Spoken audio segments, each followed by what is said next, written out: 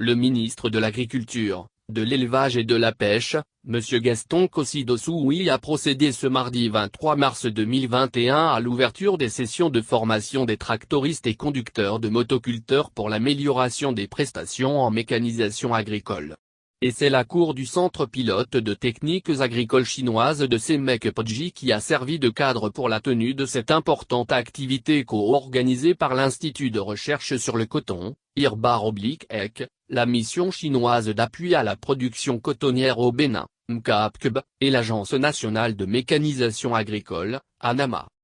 Pour Jixing Gao, chef de mission chinoise d'appui à la production cotonnière au Bénin, durant ces 5 sessions de formation, les 225 agents bénéficieront des expériences en labour, en semis, en traitement de coton, en broyage des tiges de coton avec les tracteurs et les matériels adéquats et maîtriseront sur toute la technique de conduite des motoculteurs et l'utilisation des roues semeuses, toutes choses qui amélioreront de façon notable les compétences des agents. Appréciant à sa juste valeur l'organisation de ces sessions, le secrétaire permanent de l'EC, M. Luc Abadassi reste persuadé, au regard de la qualité des formateurs, que des enseignements pertinents sortiront de cette formation afin de permettre aux opérateurs formés de jouer leur partition pour assurer une mécanisation soutenue des opérations culturales, gage d'amélioration de la production, voire de la contribution de la filière coton au produit intérieur brut du Bénin. L'ambassadeur de la Chine auprès le Bénin, SEM Jignatao Pen quant à lui se réjouit de la bonne santé de la coopération du Bénin avec la Chine dans le secteur de l'agriculture qui reste toujours prioritaire dans les relations bilatérales. Pour lui, la mécanisation de l'agriculture et l'avenir et les sessions de formation qui s'ouvrent ce jour répondent à l'attente des agriculteurs béninois et correspondent à l'ambition du Bénin qui réalise de très belles performances depuis plus de 4 années dans ce secteur.